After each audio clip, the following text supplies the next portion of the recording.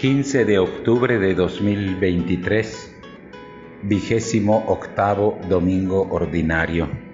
Las lecturas de este domingo están tomadas, la primera lectura del profeta Isaías, capítulo 25, versículos del 6 al 10, la segunda lectura tomada de la carta de San Pablo a los Filipenses, capítulo 4, versículos del 12 al 20, y el Evangelio está tomado de San Mateo, capítulo 22, versículos del 1 al 14.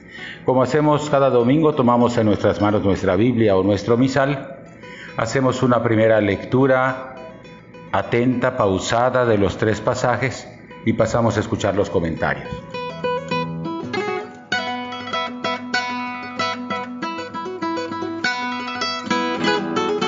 La primera lectura está tomada del libro del profeta Isaías, capítulo 25, versículos del 6 al 10. El texto que leemos hoy se ubica en una sección conocida como el Apocalipsis de Isaías, que abarca los capítulos del 24 al 27. Una sección compuesta por un conjunto de oráculos e himnos en los que, partiendo de los acontecimientos inmediatos, se medita sobre la infidelidad del pueblo, la acción de los enemigos, las esperanzas puestas en Dios, y se apunta al juicio final de Dios. Se le llama Apocalipsis porque los oráculos contienen algunos elementos de este género literario que expresa su mensaje mediante el recurso a sueños y visiones, animales que representan imperios, seres angelicales, y la revelación del porvenir se plantea a través de mensajes ocultos que hay que descifrar. La sección se presenta como una gran liturgia, integrada por predicciones del fin del mundo, del castigo de los enemigos de Israel y del reinado universal de Dios sobre el monte Sión. El capítulo 25 se abre con un himno que abarca los versículos del 1 al 5 y que alaba y da gracias a Dios porque los pobres y desprotegidos se ven al fin liberados de los tiranos y los opresores.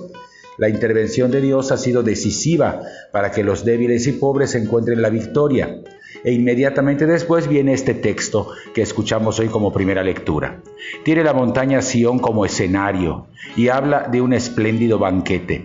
Una comida festiva, con exquisitos alimentos y vinos selectos, era entonces y sigue siendo hoy símbolo de alegría y de vida compartida.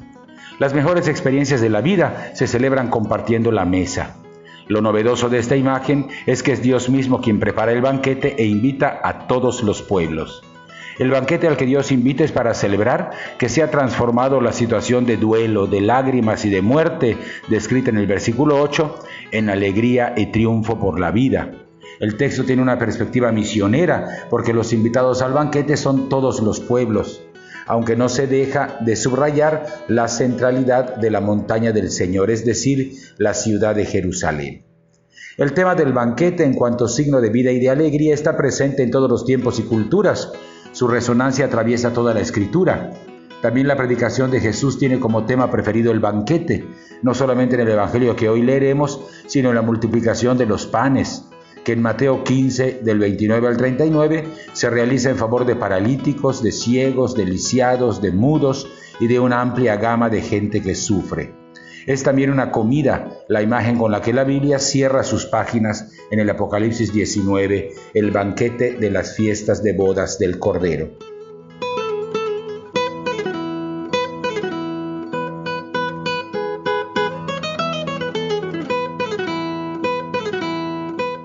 La segunda lectura está tomada de la carta a los Filipenses, capítulo 4, versículos del 12 al 20. Entramos al final de la carta a los Filipenses que hemos venido leyendo desde hace varios domingos. Este será el último fragmento que leeremos. Como ya he mencionado, a diferencia de otras cartas, la carta a los Filipenses no enfrenta algún problema específico, sino que es una carta fruto del cariño entrañable que Pablo siente por esta comunidad y del agradecimiento que llena el corazón del apóstol, porque los filipenses han venido en su ayuda cuando Pablo más lo necesitaba en el pasado. A través de Epafrodito, los filipenses han enviado una ayuda económica para Pablo, por eso ahora él les escribe esta carta amorosa y agradecida. La sección final de la carta abarca 4 del 10 al 20. Recomiendo leerla completa, pues de esta sección está arrancada nuestra lectura. Hay muchos estudiosos de la Biblia que sostienen que la carta a los Filipenses no es una sola carta, sino el resumen de varias cartas que Pablo habría enviado a esta comunidad a la que quería tanto. De ser así, es posible que esta sección 4 del 10 al 20 fuera una nota de agradecimiento por la ayuda recibida mientras estaba en la cárcel. Lo cierto es que Pablo no solamente agradece la ayuda recibida, sino aprovecha para desarrollar una catequesis sobre el sentido profundo que tiene la colaboración material entre el evangelizador y los evangelizados. Pablo deja claro que de ninguna otra comunidad ha recibido ayuda material más que de los filipenses, porque ha intentado no ser una carga para nadie. Retoma así el tema que ha tratado también en la primera carta a los Corintios, capítulo 9, versículo 6, segunda carta a los Corintios, capítulo 11, versículos del 1 al 5, y primera carta a los Tesalonicenses, capítulo 2, versículo 9. Pablo tiene formación farisea. Como buen rabino afín a este movimiento, ha aprendido a vivir en libertad plena, sin depender de nadie, tanto en la abundancia como en la estrechez. Por eso en el verso 11 ha hablado de la autosuficiencia o autarquía, un concepto de la cultura grecorromana muy valorada en el siglo I y equivalente a la soberanía económica. A Pablo solo Dios le basta. Es admirable cómo, con maestría y con finura, Pablo pasa del plano del sostenimiento económico al plano espiritual. Por eso, más adelante en el versículo 18, llamará al donativo de los filipenses una ofrenda agradable, es decir, un acto de culto que Dios acepta.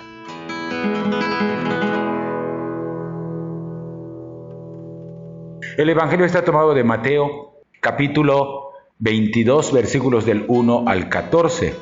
Continuamos con los enfrentamientos de Jesús con los dirigentes del templo y de la religión de Israel. En esta ocasión escuchamos la tercera parábola polémica de Jesús, la parábola de las bodas. El mensaje se coloca en la misma línea que las dos anteriores que hemos leído en los 2 domingos pasados: el rechazo de Israel a la oferta de salvación que él dirige a la humanidad a través de Jesús. La parábola está contada también en Lucas 14 del 15 al 24. Expresa el rechazo obstinado y violento de los dirigentes de Israel a la invitación de Dios a participar del banquete del reino de Dios. Al mismo tiempo, la parábola presenta la apertura hacia todos aquellos que estaban dispuestos a recibirlo, independientemente de su procedencia. La versión de Mateo, sin embargo, convierte la parábola en una alegoría, es decir, un relato donde se puede identificar a los personajes. El rey representa a Dios, el banquete es la imagen del encuentro final entre Dios y su pueblo, como en la primera lectura. Los enviados son los profetas y los apóstoles, los primeros invitados son el pueblo judío, y aquellos que los criados encuentran en los caminos representan a los paganos, a los extranjeros. Israel ha rechazado al Mesías y con ello ha rechazado también cumplir con su misión de ser un vehículo para que Dios llegue a todos los pueblos. Pero eso no impide que las puertas del banquete se abran finalmente para todos. Como toda parábola, el relato de Jesús subraya algunos elementos inusuales, anormales, que llaman la atención porque no ocurren en la realidad. No es común, por ejemplo, que todos los invitados se nieguen a ir a una fiesta. Tampoco es común que tales invitados sean sustituidos por la pobrería, por la chusma, que nunca estuvo en el horizonte del rey que preparó las bodas de su hijo.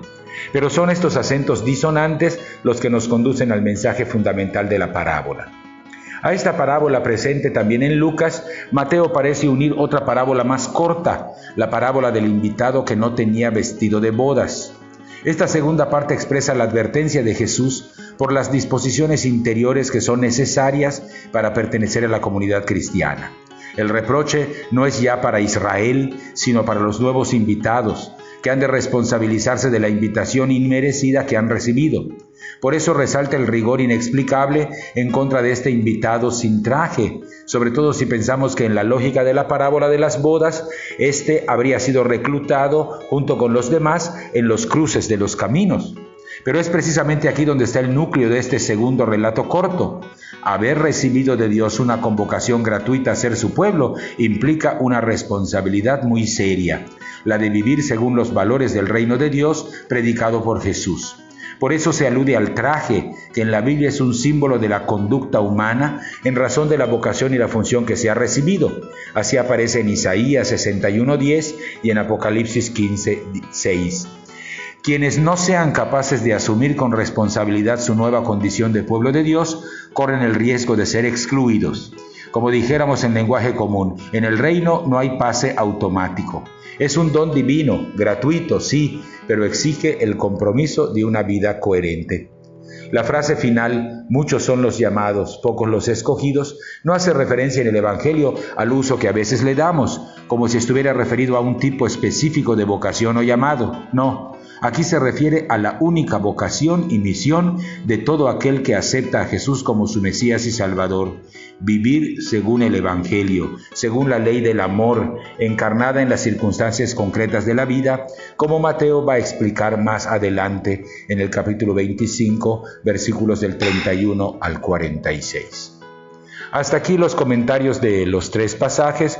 Volvemos a tomar en nuestras manos nuestra Biblia o nuestro misal. Hacemos un segundo repaso atento, pausado, esta vez en oración, de los 3 pasajes, y estamos ya listos para participar de la Eucaristía.